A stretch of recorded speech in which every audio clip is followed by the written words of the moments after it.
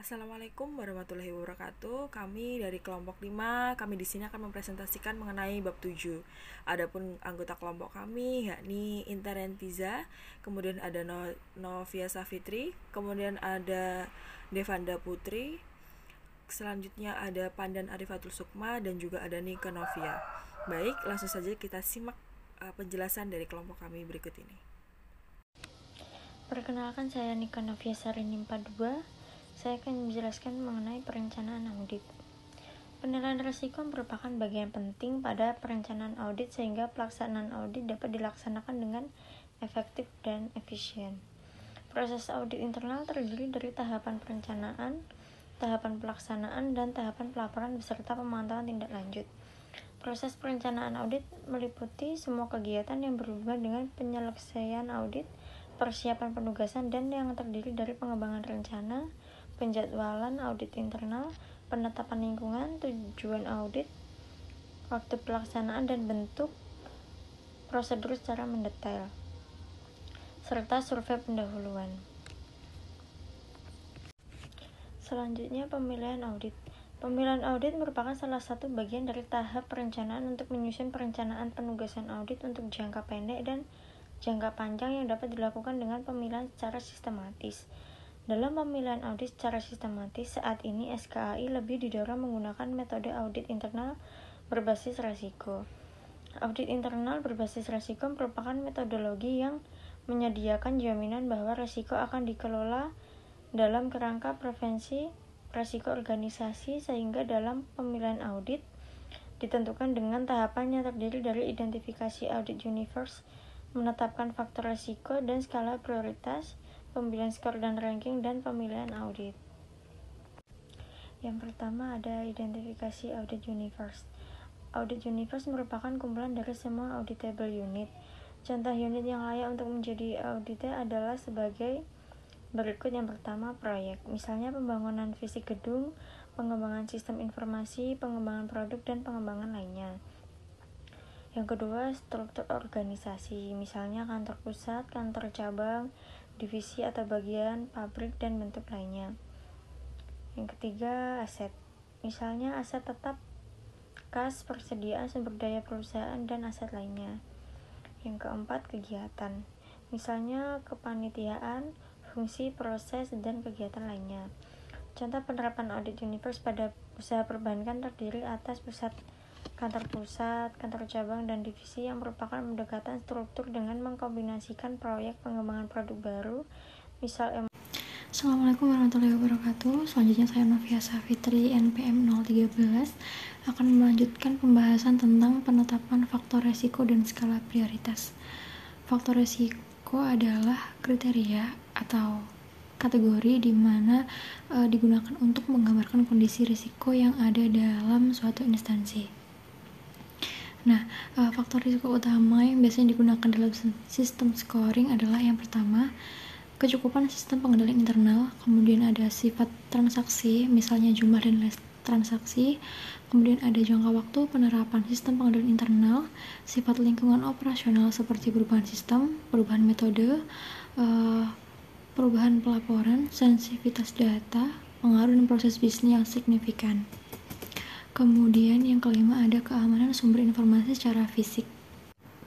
Kemudian selanjutnya yang keenam yaitu kecukupan pengendalian dan audit secara langsung oleh manajemen. Ketujuh ada hasil audit dan kebijakan-kebijakan manajemen terdahulu, serta responsivitas manajemen terhadap isu-isu atau temuan-temuan yang harus ditindaklanjuti. Kemudian ada ketersediaan sumber daya manusia, meliputi pengalaman manajemen dan staf, turnover, kompetensi teknis, serta tingkat pendelegasian tugas. Kemudian terakhir yaitu pandangan dari manajemen. Nah, di sini ada contoh dalam menerapkan tahapan menggunakan faktor risiko yang terdiri dari kondisi pengendalian internal. Nah, kemudian ada besarnya dana yang dikelola, kompetensi dan integrasi pimpinan, dan respon terhadap temuan audit sebelumnya. Nah, untuk menyederhanakan, asumsi hanya memiliki 5 unit yang layak, yaitu auditnya sendiri, yakni bagian logistik, proyek gedung, kantor cabang 1, kantor cabang 2, dan bagian penjualan. Kemudian terkait pemberian skor dan peringkat. Di sini menggunakan skala di mana skalanya 1 sampai 5. Skala 1 menunjukkan skala paling rendah dan selanjutnya skala 5 menunjukkan risiko paling tinggi. Langkah selanjutnya yaitu melakukan penilaian pada setiap faktor risiko, yaitu dengan menetapkan skala tertentu melalui langkah-langkah berikut. Yang pertama yaitu membuat skala tertentu. Misalnya, untuk menyajikan informasi mengenai tingkat signifikasi risiko yang terjadi pada unit audit, maka dapat dibuat skala antara 1 sampai 5. Kemudian yang kedua itu melakukan asesmen atau atas masing-masing faktor pada setiap unit, yaitu dengan menyusun audit melalui perhitungan jumlah risiko yang paling tinggi ke jumlah risiko yang paling rendah. Assalamualaikum warahmatullahi wabarakatuh. Perkenalkan, nama saya Devanda Putri Aridana 617. Di sini saya akan melanjutkan penjelasan dari teman saya, yaitu ada pemilihan audit. Penentuan rencana dan jadwal audit didasarkan pada penyesuaian peringkat auditable unit dengan sumber daya audit yang tersedia. Jika anggaran dan personel yang tersedia hanya cukup untuk mengaudit sebagian unit audit, maka pemilihan unit sebaiknya mendahulukan unit yang memiliki risiko tertinggi. Sebagai contohnya, SKAI memiliki personel auditor dengan jumlah orang perharinya hanya tersedia sebanyak 80 hari. Sedangkan waktu yang diperlukan untuk mengaudit kelima unit tersebut adalah sebagai berikut. Yang pertama ada bagian logistik, terdapat 40 hari, kantor cabang 1 15 hari, kantor cabang 2 15 hari, proyek gedung 10 hari, dan bagian penjualan 10 hari. Dengan demikian, unit yang kita pilih adalah 4 audit yang memiliki skor risiko yang paling tertinggi, yaitu yang pertama ada bagian logistik selama 40 hari, kantor cabang 1 selama 15 hari, kantor cabang 2 selama 15 hari, proyek gedung selama 10 hari, dan dengan total waktu 80 hari audit per orang. Jadi, jika auditor ingin mengaudit seluruh unit, tetapi dengan jumlah tenaga yang sama, maka alokasi waktunya disesuaikan dengan proporsi masing-masing skor dengan total keseluruhan skor. Selanjutnya, ada persiapan penugasan audit.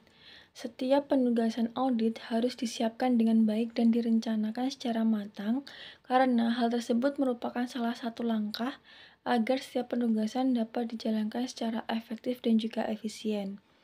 Nah, pada tahap ini dimulai dengan penunjukan tim yang akan terlibat dalam suatu penugasan oleh SKAI dengan tujuan agar tim yang akan melaksanakan tugas mempunyai payung hukum yang kuat bahwa tim tersebut melaksanakan audit atas perintah dari atasan dan bukan karena kepentingan pribadi. Dalam persiapan penugasan terdapat beberapa langkah yang harus diperhatikan dan juga dilaksanakan, yakni sebagai berikut. Yang pertama ada penerbitan surat tugas. Nah, fungsi pokok dari surat tugas ini adalah pemberitahuan kepada audit bahwa akan dilaksanakan penugasan audit di unit tersebut. Selain itu, dalam surat tugas ini juga tercantum tim yang akan terlibat dalam suatu penugasan di unit tertentu. Surat tugas ini sebaiknya diterima oleh audit beberapa hari sebelum tanggal dilaksanakannya first meeting atau pertemuan di awal. Hal ini dilakukan agar audit telah mempersiapkan diri, baik dari segi personel maupun data yang dibutuhkan untuk proses auditnya. Sehingga dengan surat tugas ini, waktu yang telah direncanakan sebelumnya dapat berjalan dengan efektif.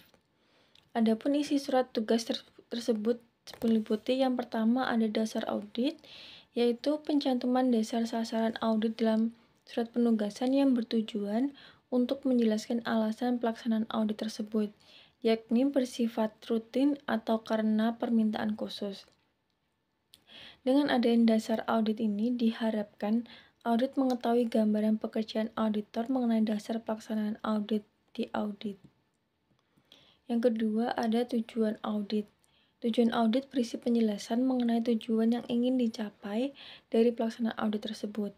Misalnya, tujuan audit operasional bertujuan untuk mengetahui efektivitas dan juga efisiensi operasional suatu kegiatan. Yang ketiga, ada ruang lingkup audit. Ruang lingkup audit mengurai tentang lingkup atau era yang akan diperiksa oleh auditor. Yang keempat, objek dan lokasi audit. Objek dan lokasi audit meliputi objek audit dan tempat unit kerja yang akan diaudit. Yang kelima, ada periode audit. Periode audit dimaksud untuk menginformasikan kepada audit mengenai jangka waktu atau masa kegiatan yang akan diaudit. Yang keenam, waktu pelaksanaan. Assalamualaikum warahmatullahi wabarakatuh. Perkenalkan, nama saya Pandan Andi Batul Hikmah, NIM 22. Di sini saya akan melanjutkan presentasi sebelumnya mengenai persiapan penugasan audit. Koordinasi dengan auditor lainnya. Koordinasi atau kerjasama audit akan sangat bermanfaat bagi semua pihak karena dapat menghindari penugasan audit yang tumpang tindih. Selain itu, jika objek yang diaudit sama, maka tim yang ditugaskan pada periode tersebut dapat meminta penjelasan kepada lembaga audit sebelumnya agar mendapatkan gambaran mengenai unit yang akan diauditkan. Berikutnya, pemberitahuan kepada audit.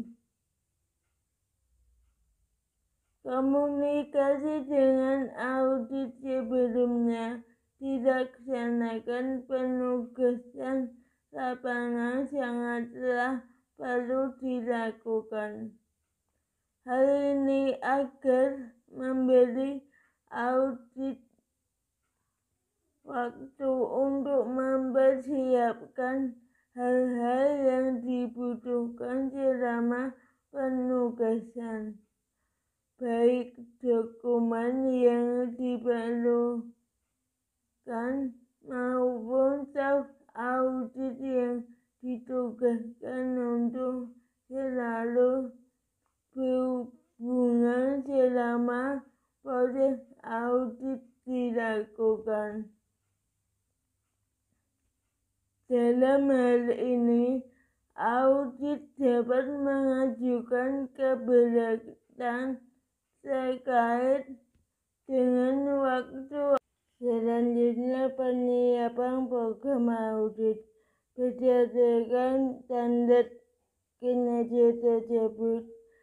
Penyusunan program audit memberikan garis besar langkah-langkah yang diperlukan untuk mencapai tujuan audit dalam lingkup yang telah ditentukan seperti yang sudah dicantumkan dalam lembar penugasan. Program audit merupakan rencana rinci yang digunakan untuk memperaksanaan kerja selama audit. Untuk itu, program audit harus disusun dengan baik sehingga mempermudah dalam mensupervisi pekerjaan audit dengan efisien. Ini ada beberapa kriteria program audit telah disusun dengan baik, yaitu setidaknya menyajikan satu rencana yang sistematik untuk setiap hasil pekerjaan yang dapat dikomunikasikan dengan seluruh personel audit yang terlibat. 2. Alat pengendalian diri dari mengevaluasi kemajuan pekerjaan atau yang telah dicapai untuk tahap audit yang ditugasi. 3. Alat yang dapat digunakan supervisor dan manajer audit dapat meninjau dan membandingkan kinerja dengan rencana yang disetujui. Yang keempat, Assalamualaikum warahmatullahi wabarakatuh. Saya Intanetiza NIM 1903101005. Saya di sini akan menjelaskan mengenai survei pendahuluan. Survei pendahuluan sendiri merupakan bagian penting dari proses audit yang lebih rinci yang dijalankan dan menjadi alat bagi auditor terbaik untuk mendapatkan pemahaman mengenai wawasan informasi dan juga perspektif yang diperlukan untuk mendukung tujuan audit. Tujuan survei pendahuluan yang efektif adalah untuk mengidentifikasikan area-area yang berisiko tinggi dan memberikan penilaian awal mengenai proses pengenalan internal. Nah, hasil dari survei pendahuluan sendiri merupakan pengembangan program audit yang berfokus pada bidang resiko tertinggi dan melaksanakan audit dengan tujuan agar hasil audit yang memberikan manfaat bagi audite dan organisasi secara keseluruhan. Kemudian untuk survei pendahuluan biasanya terdiri dari 4 langkah. Yang pertama ada studi awal. Langkah pertama, studi awal melibatkan pemeriksaan semua informasi yang tersedia bagi auditor tanpa menghubungi audite. Dalam kebanyakan kasus, hal tersebut hanya melibatkan organisasi grafik, kebijakan, dan prosedur manual, serta catatan keuangan. Informasi yang diperoleh harus digunakan untuk mengembangkan daftar pertanyaan untuk pertemuan pendahuluan atau wawancara. Kemudian yang kedua, pertemuan pendahuluan. Personel kunci audite harus dicek dan diperhatikan untuk memastikan bahwa auditor berkonsultasi dengan personel yang tepat dan benar untuk mendapatkan informasi selama audit. Selain itu, auditor harus menentukan lingkup audite yang perlu mendapatkan perhatian yang besar. Kemudian yang ketiga, pengumpulan informasi rinci. Setelah pertemuan pendahuluan, auditor akan mengumpulkan informasi yang lebih rinci untuk mendapatkan tujuan tersebut. Maka diperlukan penyusunan rencana audit. Tahap ini akan memerlukan pemeriksaan dokumen, mengamati operasi, dan mewawancarai personel kunci.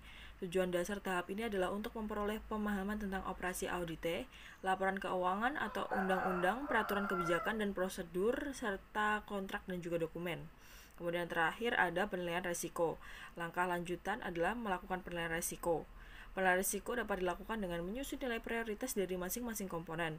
Komponen yang memiliki nilai tertinggi akan menjadi prioritas pertama dan diberikan alokasi waktu yang lebih banyak dibanding dengan yang memiliki nilai risiko rendah.